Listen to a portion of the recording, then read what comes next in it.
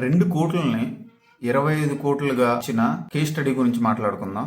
ఈయన 1990లో సింగ్ గారు ప్రభుత్వం ఉన్నప్పుడు ఈయన అప్పట్లో ఒక మంచి ఇన్వెస్టర్ అండ్ ట్రేడర్. అప్పట్లో ఆ టైంలో ఉన్నటువంటి ప్రభుత్వం అనేది ఒక సోషలిస్ట్ భావజాలం ఉన్న ప్రభుత్వం. దలాల్ స్ట్రీట్ లో ఈ ప్రభుత్వంలో వచ్చే బడ్జెట్ అనేది ఖచ్చితంగా మార్కెట్ కి ప్రోగా బడ్జెట్ రాదు అని అప్పట్లో ఉన్నటువంటి ట్రేడర్స్ అందరూ కూడా సెల్ పొజిషన్స్ తీసుకుని ఉన్నారు. ఈ డ్యూరేషన్ అనేది ఇంచుమించుగా 2-3 నెలల నుంచి జరుగుతుంది. అందరూ బడ్జెట్ ముందు మొత్తం సెల్ పొజిషన్ తీసుకుని ఉన్నారు. కానీ ఈయన మాత్రం అనాలిసిస్ చేశారో తెలియదు, మరి ఇంకేం జరిగిందో నాకైతే తెలియదు. కానీ ఈయన ఆ టైంలో అతని దగ్గర ఉన్న డబ్బులు మొత్తం దాదాపుగా మార్కెట్ లో ఉన్న వాళ్ళందరూ కూడా సెల్ పొజిషన్ తీసుకున్నారు. కానీ ఈయన బై పొజిషన్స్ తీసుకున్నారు.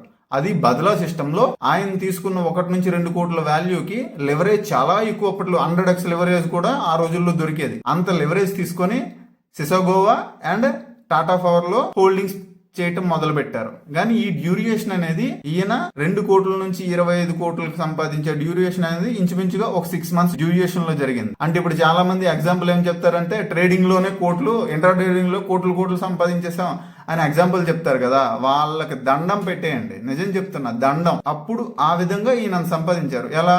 బడ్జెట్ అనేది అందరూ ట్రేడర్స్ అనుకున్నట్టుగా నెగిటివ్ గా కాకుండా న్యూట్రల్ గా వచ్చింది. న్యూట్రల్ గా రావటం వల్ల మార్కెట్ చాలా బాగా పెరిగింది. ఆ ఒక్క ట్రేడ్ లోనే ఆయన 2 కోట్లని 25 కోట్లుగా చేశారు. అంటే ఆయన అనాలిసిస్ అనేది 6 మంత్స్ అనాలిసిస్, మార్కెట్ ని అనాలిసిస్ చేసి ఒక రైట్ ఆపర్చునిటీ పట్టుకున్నారు.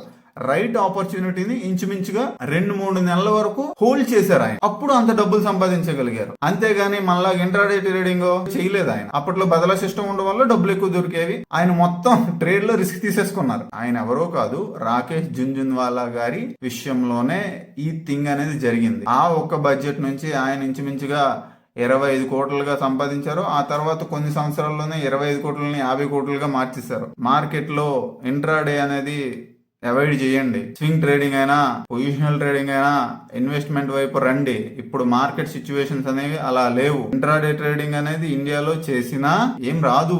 మార్కెట్ మ్యానిపులేషన్ తప్ప ఇంకేం జరగట్లేదు, గుర్తుపెట్టుకోండి, సరేనా?